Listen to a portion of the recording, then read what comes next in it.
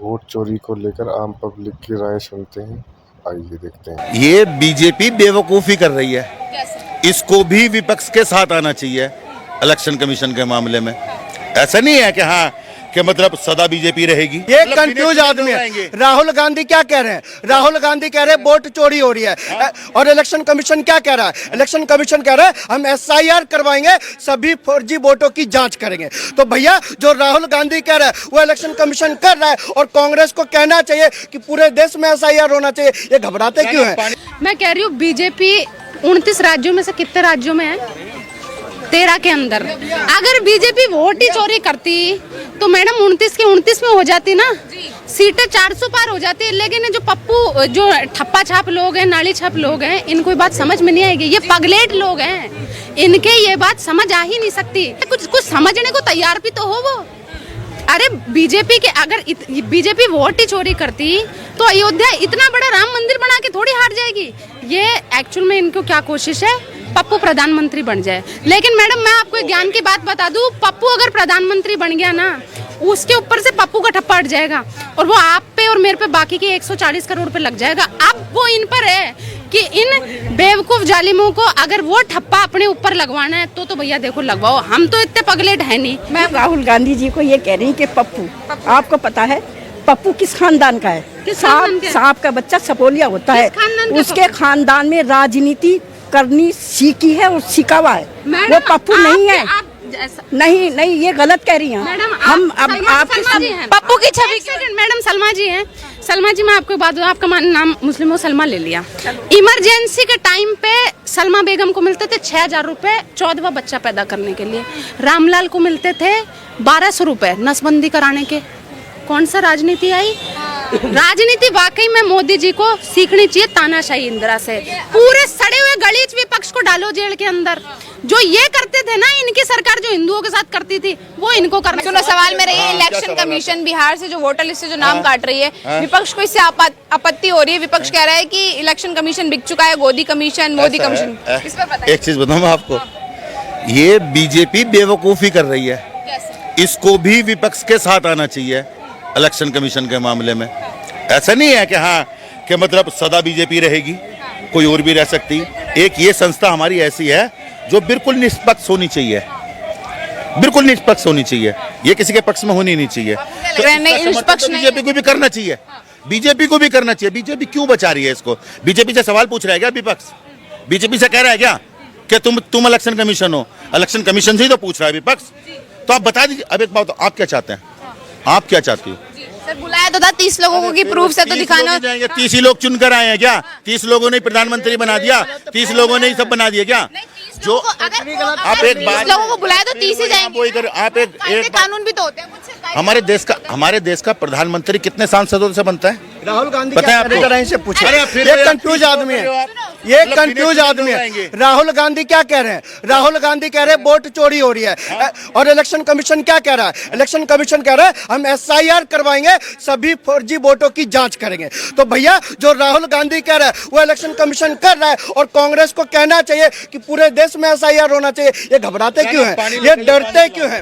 ये डरते क्यों? जरा ये बता दीजिए, SIR से डर क्यों रहे? और मैं कहना चाहता हूँ इलेक्शन कमीशन की बात कर रहे हैं, ये लोग शुचिता की बात करते हैं। ये देख लीजिए ग्रोक का डाटा है साहब, TN सनन साहब इलेक्शन कमीशन के बड़े वरिष्ठ अधिकारी थे। जब उनका खत्म हो जाता है उसके बाद वो कांग्रेस ज्वाइन कर लेते हैं, मंत्री संतरी बन जाते हैं। न जाने कितने इलेक्शन के कमीशन के अधिकारियों को राज्यपाल तक बना दिया गया। ऐसे ही 55 साल इनके परिवार वालों ने राज नहीं किया साहब।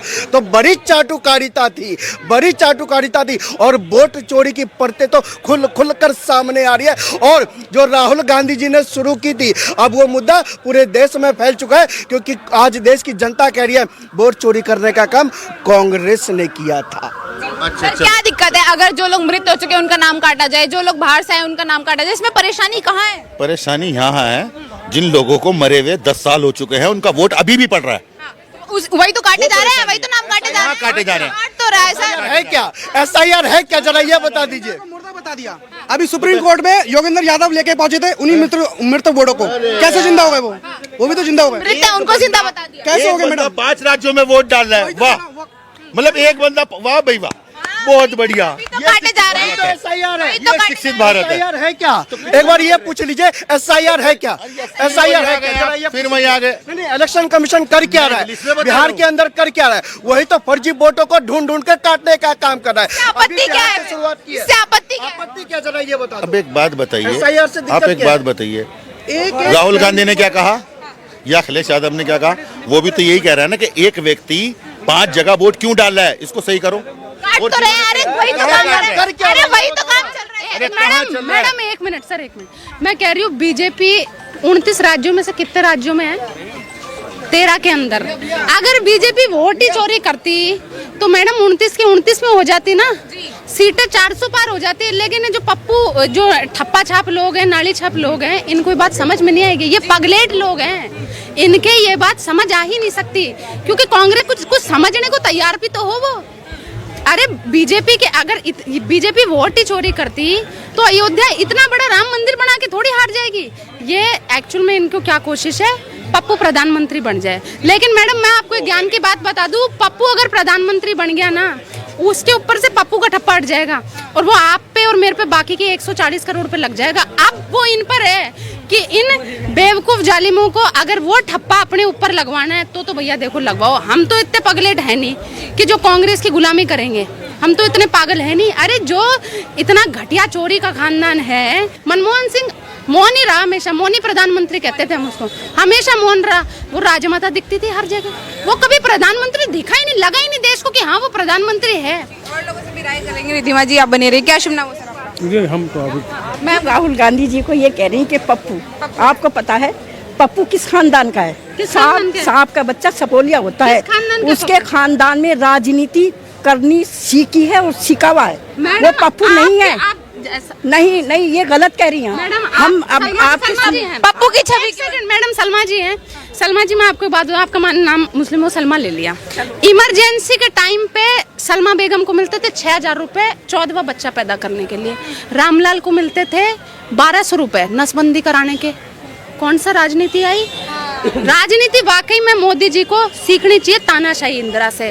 पूरे सड़े हुए गलीच विपक्ष को डालो जेल के अंदर। जो ये करते थे ना, इनकी सरकार जो हिंदुओं के साथ करती थी वो इनको करना। मैम ने अभी कहा कि हिंदू मुस्लिम अब की गवर्नमेंट में ज्यादा हो रहा है। अब की गवर्नमेंट में और ये कांग्रेस आ रही है मैडम इस चीज से, क्योंकि कांग्रेस ने फैलाया है ये जहर। अरे जो हमारे महाराणा प्रताप जी थे, उनका जीवन इतना कठिन है, आप एक बार पढ़ के देखो। इन्हें एक पैराग्राफ में उनको फिट कर दिया। महाराणा प्रताप एक पैराग्राफ में फिट होने वाली शक्ति है क्या? अरे पूरी किताबी की किताबी लिखो तो कम पड़ जाएगा। उनका जीवन इतना कठिन रहा है। उस हरामजादे बाबर, तैमूर, इनको इन्होंने कर दिए, इनके नाम रख दिए तुगलक रोड, अकबर रोड। क्यों? इनके बाप की रोड है क्या ये? वो इसके है नहीं। वो जिन मुगल देशों से है उनके अंदर शौचालय नहीं उनके नामों का। रिद्धिमा जी वापस से वोट चोरी के आरोप पर आ जाते हैं हम, जो प्रधानमंत्री पर वोट चोरी का आरोप लग रहा है। मैम देश का विपक्ष कह रहा है, राहुल गांधी जी कह रहे हैं। राहुल जी भी नहीं कह रहे। कह रहे हैं। अरे धरना कर दिया उन्होंने वहाँ पे। धरना तो कर दिया। सुप्रीम कोर्ट की वो सुनिए ना, सुप्रीम कोर्ट किससे ऊपर है? प्रधानमंत्री जी से भी ऊपर है और राष्ट्रपति जी से भी ऊपर है। वो जो भी डिसीजन लेगी वो न्यायाधीश लेगा ना।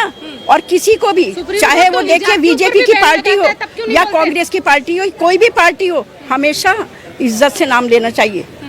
आपसे मैं कितनी देर से बात कर रही, मैंने कहीं ये तो नहीं कहा प्रधानमंत्री, यही कहा ना प्रधानमंत्री जी। लेकिन एकदम से मैडम पप्पू जी क्या करें? पप्पू क्या करें? राहुल जी की छवि ऐसी है तो क्या कर सकते हैं हम? झंडा लगाऊंगा की जगह बोलते उखाड़ दूंगा मैडम, उसको पप्पू नहीं करूं, क्या कहूं?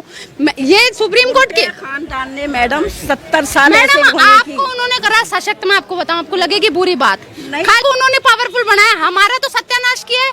अरे ये ऐसी सड़ी हुई कांग्रेस पार्टी है। एक सेकंड, उन्होंने कराई है उन्होंने। मैडम आप लोग योजनाएं तो देखो इसकी बीजेपी की ले रहे हो, लेकिन आप करते हो थाली के अंदर छेद। में आपको बताऊं, आप वोट कांग्रेस को देखते हो। कांग्रेस ने आपको पंचर बनाने से ऊपर नहीं रखा। मैं आपको बता दूं, ये कह रही है सुप्रीम कोर्ट हिजाब पे बैन लगाता, तब क्यों नहीं आता ईमान याद भाई? है तब क्यों नहीं आता? मतलब सुप्रीम कोर्ट अगर ये सुप्रीम कोर्ट बिका हुआ है। सुप्रीम कोर्ट अगर इनका समर्थन कर जाए ना मैडम, अगर वो कन्हैया लाल के वो जो जिसको मारा, नहीं कन्हैया लाल जो हमारे जो राजस्थान का है उस, हाँ उनको जो मारा, जो का पूरा उसमें हो गया कि है उसके पे जो वो आतंकी थे उनको रिहाई मिल गई। इन पे इनका समर्थन जाग गया। इनका समर्थन अपनी मतलब खुद को सशक्त बनाने पे कैसे होता है? अरे तुम इंसानियत के बिल्कुल ही खिलाफ हो क्या मैडम? ये राहुल गांधी जो है ना, ये आप एक बात बताओ, जो ईवीएम बरसों से खराब थी, आज वो ईवीएम खराब हो गई। आज वो ईवीएम मतलब ऐसे एकदम से सही कैसे हो रही है? जो ईवीएम खराब ही थी साली, वो सही कैसे हो रही है? अब इन्होंने चुनाव आयोग पे डाल दिया। अरे कांग्रेस से चुनाव आयोग या फिर ईवीएम के कारण नहीं हार रही है। मैं आपको बताऊं, कांग्रेस अपने कुकर्मों से हार रही है। कांग्रेस ने एक्चुअल में हिंदू मुस्लिम जो बता रही है ना मैडम, वाकई में उसने फैलाया है, क्योंकि हिंदुओं को उन्होंने हमेशा हिंदू धर्म से नफरत करी और लोगों से अंधाधुंध प्रेम करा है। आपको कोई दिक्कत तो नहीं हो रही है बिहार से जो नाम काटे जा रहे हैं वोटर लिस्ट से? आपको कोई रिश्तेदारों कट रहे नाम, रोहिंग्यों के कट रहे, हमारे तो नहीं कटे। हम तो यहाँ ही के हैं, हम तो 25 जगह जाके नाम वोट नहीं दे रहे। रोहिंग्यों के कटे हैं। विपक्ष क्यों छाती पीट रहा है कि नाम काट दिया? बाप लगते हैं मैडम, विपक्ष के बाप लगते हैं वो। हाँ, रोहिंग्या उनके बाप ही तो लगते हैं। रोहिंग्या उनके बाप क्यों लगते? अगर वो दिल्ली में भी रह रहे हैं या हिंदुस्तान के किसी भी जगह में ले रहे हैं या उनके रिश्तेदार रह रहे हैं, तो कोई विपक्ष का या किसी गंदे आदमी का कोई वो समर्थन करेगा? आप बताइए। लेकिन उसके लिए प्रोटेस्ट कर रहे हैं तो समर्थन करना ही हुआ ना। बार बार के मुल्क समर्थन किया कांग्रेस पार्टी ने, और हिंदुओं का वो नहीं किया।